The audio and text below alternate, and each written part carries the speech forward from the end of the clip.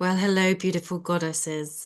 For those that are considering to do the Daughters of the Golden Rose, I wanted to bring a bit of me here so you can get a bit of an understanding of who you are potentially trusting to support you on this journey. And there has been a lot of white noise out there in the spiritual world, a lot of people probably not necessarily being into the complete integrity of it all, and sometimes not necessarily always knowing about it either. However, because of that, I'd imagine a lot of us aren't quite sure who to trust anymore with such a journey to do with this deep, deep inner work.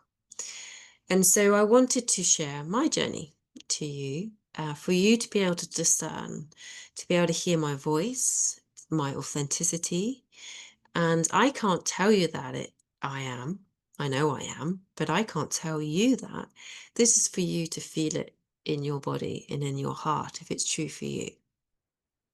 And that's your truth ultimately. And so my journey and who I am and my experience. So I've been 16 years plus doing hands-on bodywork therapy through sports and reading massage, Reiki, massage, and then ultimately came to myofascia. Okay.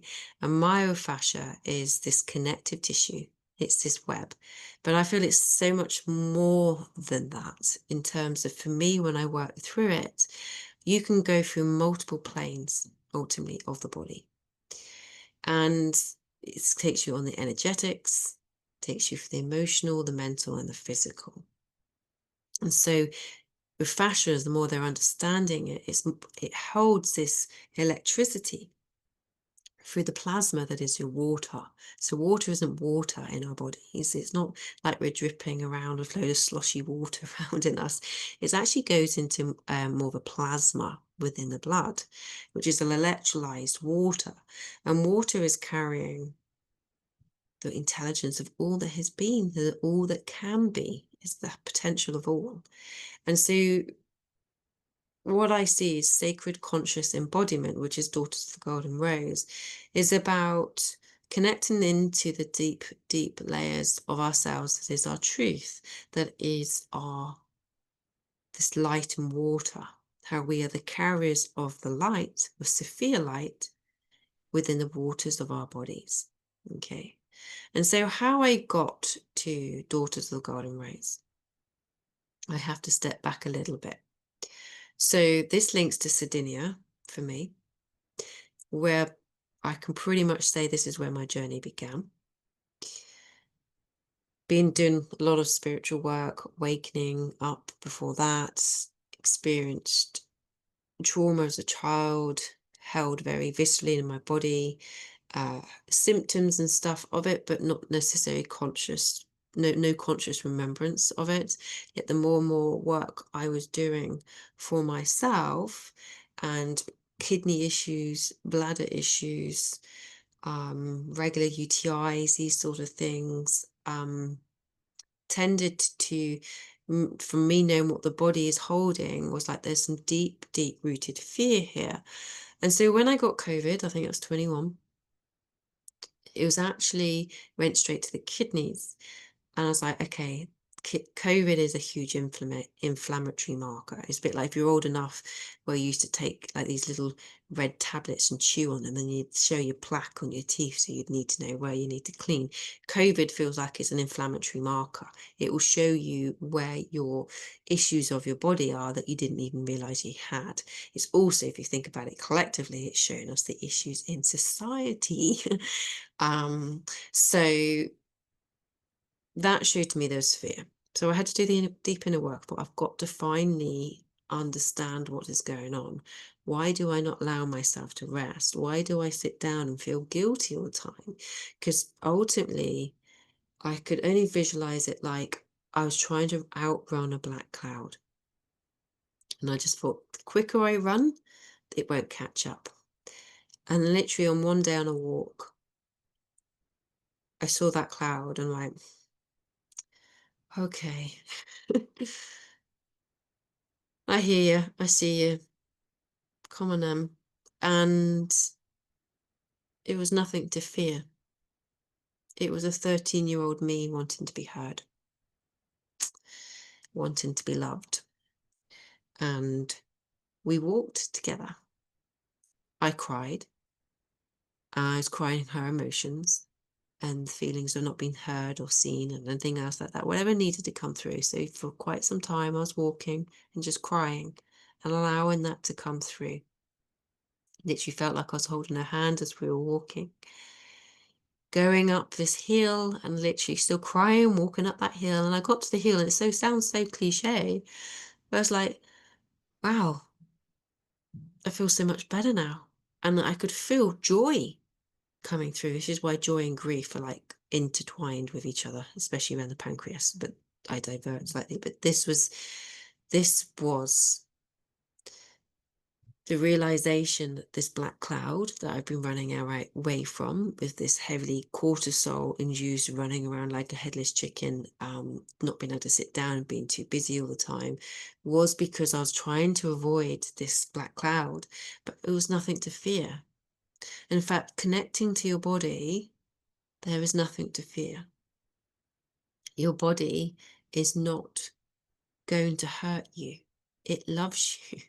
It's encoded with everything you need to know, that who you are as a soul and as a spirit is literally has, like astrology would have, this map, but it's in your body. And when we get pain and when we get disease or dis-ease in the mind, it's the same when we're not connected, when we're misaligned with ourselves. And so, because pain follows the same neural pathways as loneliness. So pain is trying to show us where we're disconnected. Cancer is when we're disconnected, so much so that the cell is isolated. And so it's even that cancerous cell is trying to protect you, trying to keep you alive because it thinks it's the only one there left, because it's become separated. And so when we've come separated to self, to love, or to we truly are, to our purpose and alignment, the body represents that. And so the Daughters of the Golden Rose isn't just about going off out there. This is about embodiment and finding that truth and that center and that grounding within you. Because you'll see another video I've done, and I'm going to put a lot of different videos in here that you can really understand the process of it, is that actually I connected even to my inner child who I haven't been able to connect to, because she was held basically what felt like a spirit in spirit, because my body wasn't safe. And so it was through me doing this embodiment, going deeper into the cells, calling in the Sophia light to ultimately find true safety in my body. And when you've got inner safety truly in your body, it's a game changer. You're shifting from survival to thriving, and that is huge. You become greater conscious of self, of why you think and why you do what you do.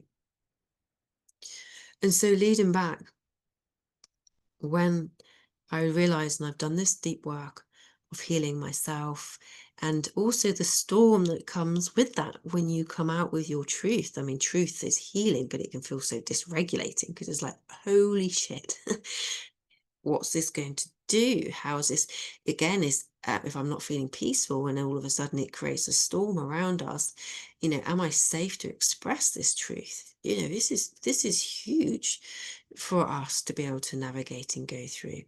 But I knew deep inside my body at that point was actually, this will be okay. You will be okay. It was like this big storm around me. It's like, but I'll show me walking very gracefully. It's like, this is for your highest and greatest good. And so as shitty as it was, I trusted that this is actually going to heal me. And it has. It's just brought up so many patterns in myself and understanding myself on so many layers, and how to actually get some freaking boundaries in place. It's been huge.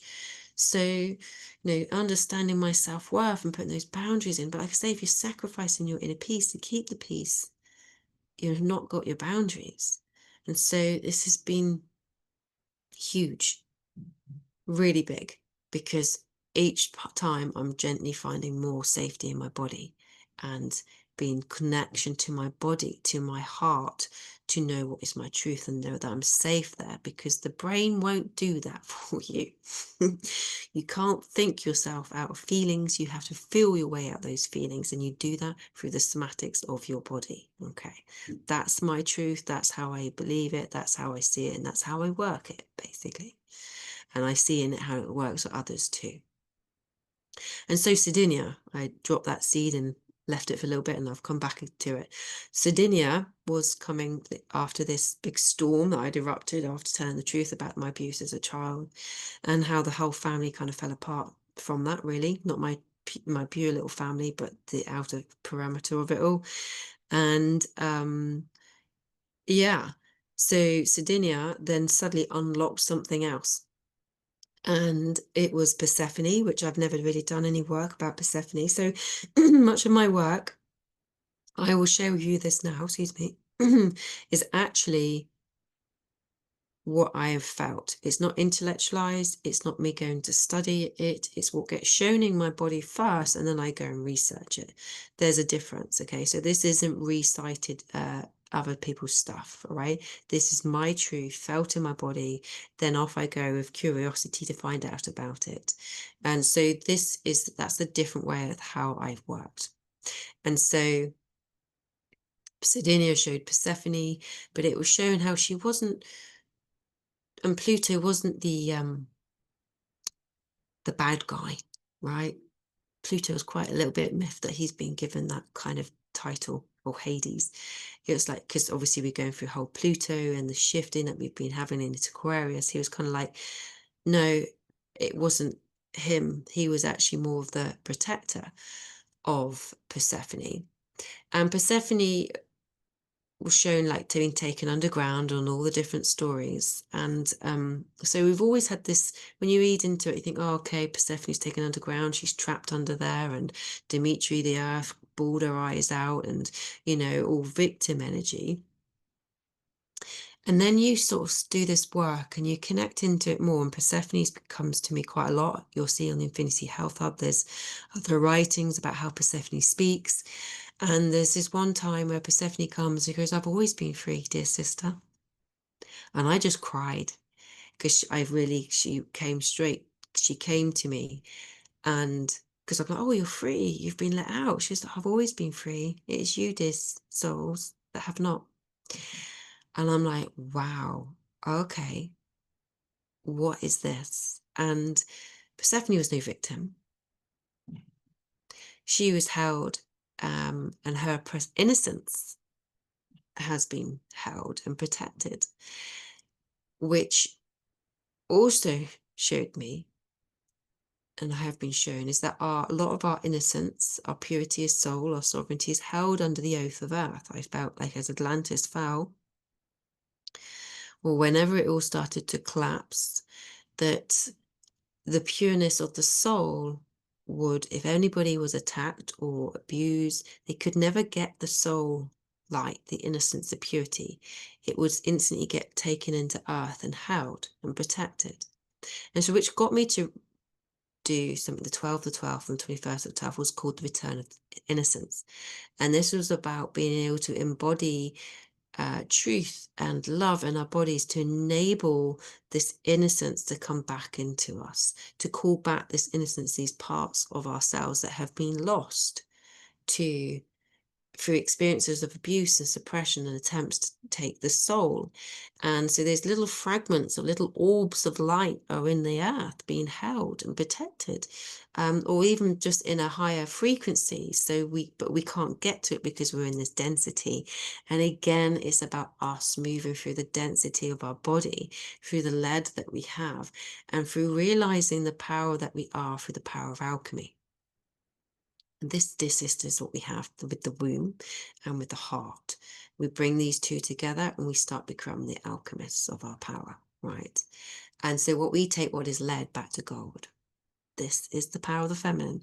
Up until now, though, people just, with feminine has just been more the receiver, just taking it in and just being stuck with it, right?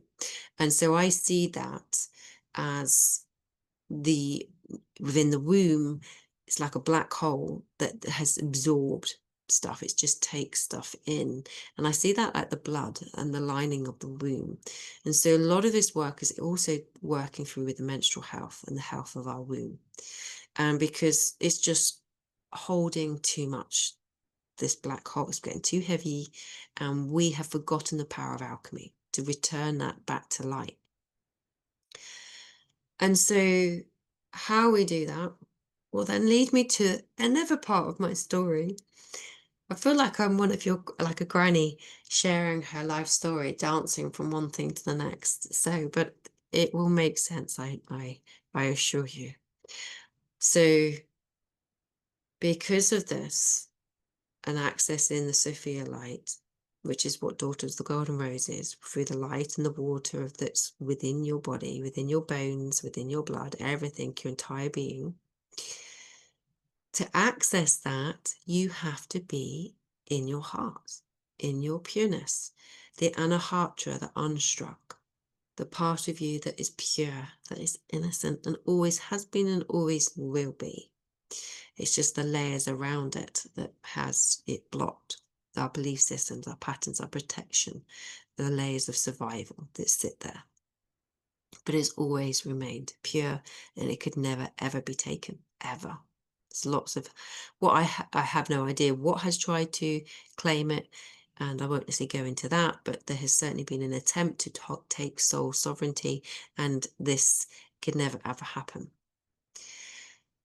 And so within our heart, within our embodiment, because of meditations, because of the spiritual journey, a lot of the time I will share that we will sit and we'll open ourselves up. We'll go, okay, opening up, let's see what comes through and channel, etc., etc.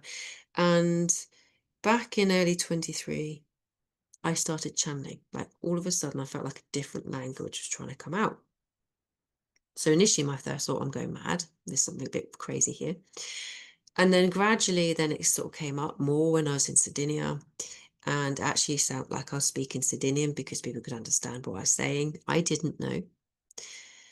And gradually going through the journey of, okay, there's another layer of myself I need to accept. And so I accepted it and started doing more channeling of it. And I do think there was a part of it that may well have been pure, but it'd been distorted. Now, I didn't know that, obviously, because I wouldn't have carried on doing it.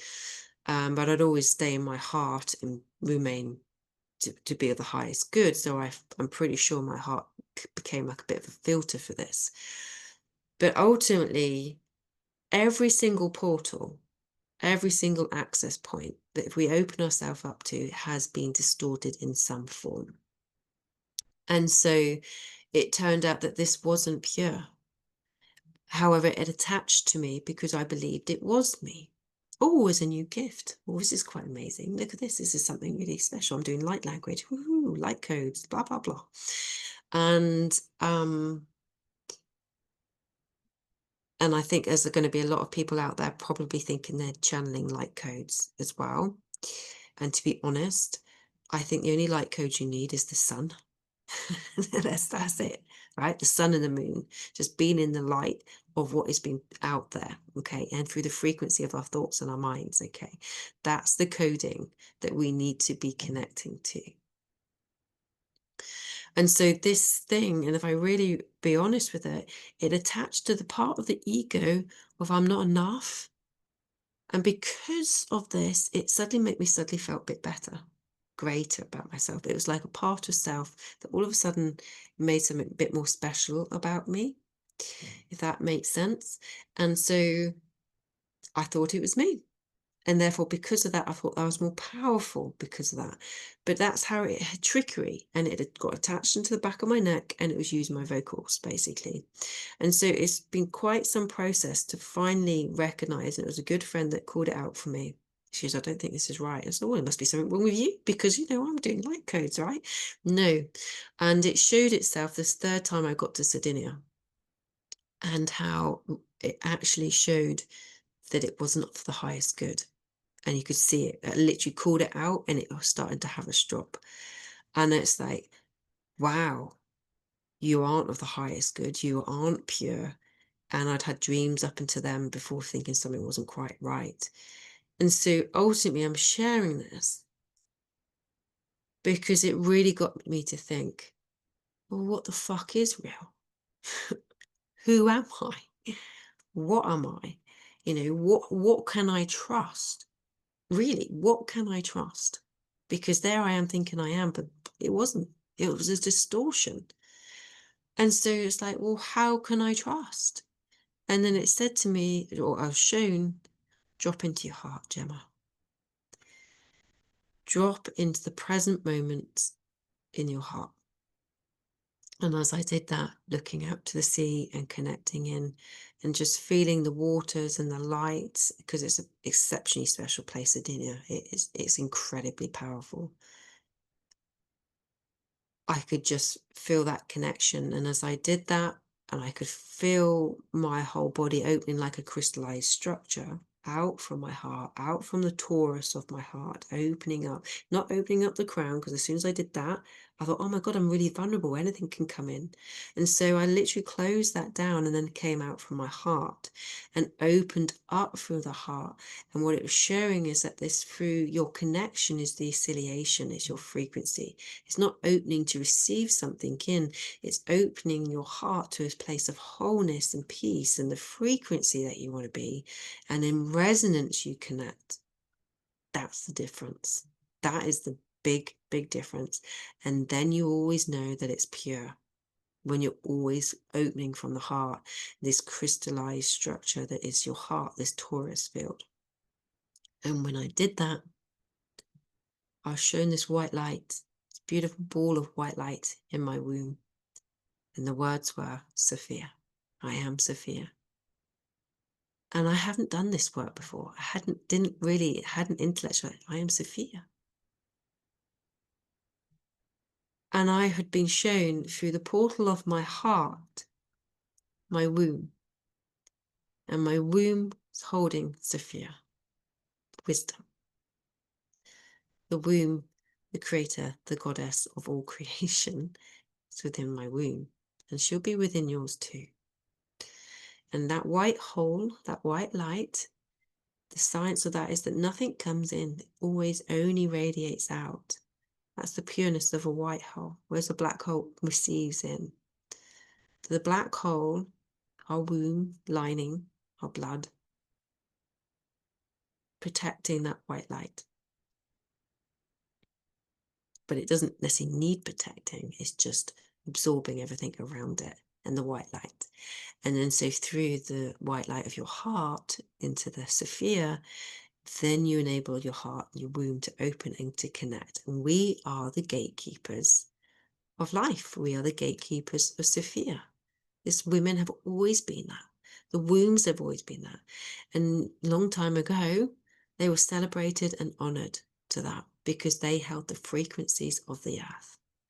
And they held this high vibration to enable humanity to be within that. So women, and this is the next layer of the Daughters of the Golden Rose of women, is that we need to go through the deepest layer of betrayal, which is women to women. You know, all the competition, all the comparisons and judgments. It's when somehow women got inverted against each other. As soon as fear dropped in or distrust, it fell. The frequency couldn't be held any longer. And so therefore humanity fell into this abyss, basically. But funny enough, we can shift that as we connect back into this and we create circle and creation and connection back to one another. Then we are able to let this frequency to rise. But we do it from within, always from within first. And it takes us into this higher frequency as we're holding it together. And lastly, it was shown in Sardinia with the 9 seeds, the 9 circles. And it showed me how the ovum from that one circle would go into itself and then divide. And so it would create 2 either side of the one, so the 3 circles. Then those 2 would then come in again into the center and then expand back out and then create 4. and then those 4 would come in, and then it would create 8. And it showed me the 8 circles held by the 9th in the center was the seed of creation. That was the blueprint, the DNA of what is our truth. And any distortions from that is ill health and dysregulation. And that is the seed, that is the blueprint. So the seed of life, which is 7 circles, isn't actually real. That's never distortion. The 9 seeds, so if you think of Tesla, 3, 6, 9, the keys to the universe, 9 is actually the cycle of closing to new beginnings. Circle, circle's the same. That is the truth. That's our blueprint. There are 9 genes within our DNA that become the on-off switches to how our DNA expresses itself. If they're not regulated, if they've got some form of trauma that's been inherited, we've got our epigenome, our gene expression doing its own thing, and it's not in regulation to our blueprint. So women's health, menstrual health, endometriosis, all these different aspects, I believe, is because we become distorted to that blueprint. And so the work of Daughters of the Golden Rose will be different for other people. This is the thing. The meditations, as you listen to it, are different each time you listen to it. And so there's a certain codedness, and there's no light language in there, just to make absolutely clear. It's all about connecting into your body, into the Sophia light that's within you. It will be different for different people in their own different way, but very similar, if you know what I mean, because we're ultimately all looking for our deep inner connection and safety. And then so all the patterns that we may have generated, may be slightly different, we'll be able to shift. So that ultimately is what Daughters of the Golden Rose is all about. And it's exceptionally powerful, because I have done it, another lady has done it as well. And well, from doing it, like I say, all these meditations are channeled. So it was showing up every Friday, Venus Day, because Venus and Earth do this dance. And through that dance of 13 cycles are 8 years, 8 circles in the 9th. It creates the 5-petal rose. And that 5-petal rose is also the pentagon, the 5-sided star that is recognized as the spirit of the earth. And so returning of this rose lineage, the feminine line, the spirit of the earth, we're doing it through our bodies. And where the rose lineage would have been naturally the rose, which I see is the pinkness is actually the red blood, and then the white light of Sophia coming through. The golden rose is the power of the alchemy, where we take everything that isn't love and we alchemize it and we bring it back to love. And love is the same frequency as gold. This is what we're doing. This is our inner gold. This is our inner wisdom. This is what we're doing. And by doing that, we are creating this upgrading of self in our bodies and then influencing others through inspiration for this change. It's a completely different way of the feminine energy as she rises. But we do it for ourselves first. So if you have any more questions after than this, then you can always contact me. You can drop into the Telegram group, which is it will be notified. You can see it on the actual page itself. Drop into that. If you're still not quite sure, but you're just still curious, come into the Telegram group. Come into it anyway. And, you can start to be, this is about women supporting women, and you can experience hearing other people's stories, other people's journeys, and what that's happening for them. And that might just give you an idea or feeling if it's right for you. There is really no sales. There's no push. This is about genuine healing and safety.